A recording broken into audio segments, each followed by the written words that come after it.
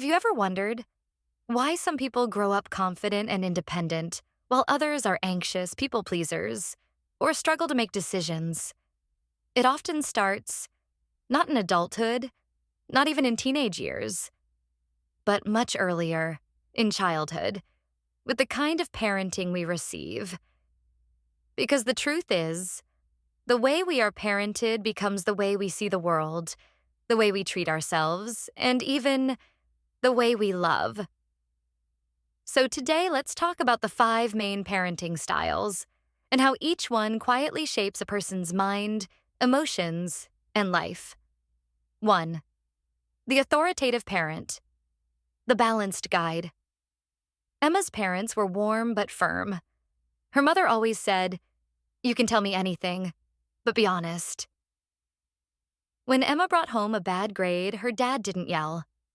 He sat beside her and said, "Let's figure out what went wrong together." Emma learned that mistakes were not the end. They were lessons. She grew up confident, responsible, and emotionally open. When she failed her first college exam, she didn't spiral. She reflected, because failure was never tied to her worth. Imagine a home where rules exist, but so does warmth. Where a child's opinion is heard, but boundaries are clear. Where mistakes aren't punished with fear, but used as lessons to grow. This is the authoritative parent, firm but fair. Children raised this way often grow up to be confident, emotionally stable, and self-disciplined. They feel safe to express themselves because they've learned that love doesn't disappear when they fail. The psychology behind it. These children develop secure attachment. Their brains associate love with safety, not fear. They grow up believing, I can trust others, and I can trust myself. In adult life, they become leaders, good communicators, and emotionally intelligent partners. 2. The authoritarian home. Daniel's father was a military man. Rules were strict, voices were loud, and emotions were weakness. When Daniel cried, his father said, "Stop it. Be a man." He grew up believing love had to be earned through perfection. At school, Daniel excelled. Top grades, medals, trophies.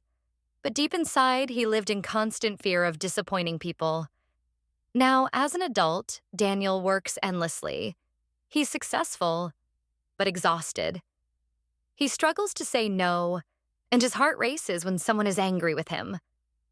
The psychology behind Daniel. He developed anxious attachment. His self-worth depends on performance and approval. He never feels good enough because love was always conditional. 3. The permissive parent. The friend, not the parent. Lily's mom was sweet and soft-spoken. She hated seeing her daughter upset, so she rarely said no. Ice cream before dinner? Sure. Skipping homework? Okay. Bedtime? Whenever you feel like it. As a child, Lily felt free. No rules, no pressure. But as she grew up, she realized she didn't know how to say no to herself either. Deadlines, routines, boundaries, they all felt impossible. She often said, "I'll start tomorrow." But tomorrow rarely came. Now imagine a home with laughter, freedom, and little to no rules. The parent is kind, maybe too kind. They hate seeing their child sad, so they say yes to almost everything. At first, it feels like a dream for a child. No curfews, no scolding, endless freedom. But deep down, children need guidance as much as love. The psychology behind it. Without structure, a child's brain struggles to develop self-regulation. They might grow up with poor impulse control, difficulty handling criticism, and a hard time setting boundaries, even for themselves. In adulthood, they may confuse freedom with lack of responsibility and struggle to maintain discipline at work, in relationships, or even self-care. 4. The neglectful parent's child. Noah's story is quieter and heavier. His parents weren't cruel, they were just absent. His father drank. His mother was lost in her own sadness. Dinner was often silent, and no one noticed when he stayed out late. He learned early, if you want attention, you have to be invisible first. He stopped asking for hugs, stopped crying, stopped expecting warmth.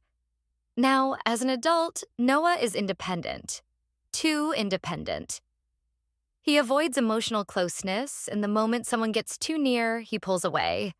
The psychology behind Noah. He developed avoidant attachment. To protect himself, he detached. His heart whispers, "Don't need anyone. It's safer that way." But deep down, he's lonely because the child inside him still wishes someone had stayed. 5. The overprotective parent's child. Sophia's parents loved her, maybe too much. They never let her walk alone, never let her fail. If she fell, they rushed to catch her. If she cried, they fixed everything before she learned to cope. She grew up in a bubble of safety, but that bubble came with fear. When she moved away for college, she panicked. Every decision felt terrifying. What if I fail? What if something goes wrong? Her parents meant well, but their protection became her prison. The psychology behind Sophia. This is learned helplessness. She was never allowed to trust her own strength. Now she doubts her ability to survive without guidance, and anxiety often controls her choices. 5 homes, 5 different childhoods, 5 adults still carrying echoes of the past. Parenting doesn't end in childhood. It shapes the voice that lives in our head forever. For Emma, that voice says, "You can do this." For Daniel, "Don't fail."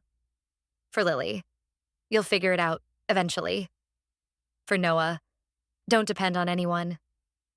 And for Sophia, "What if you can't?" The psychology of parenting is not about blame. It's about awareness. Because once you understand the script your parents wrote, you have the power to rewrite it. You can learn balance like Emma. You can heal your inner critic like Daniel. You can build discipline like Lily. You can open your heart like Noah. And you can find courage like Sophia. Parenting shapes who we become, but healing shapes who we choose to be next.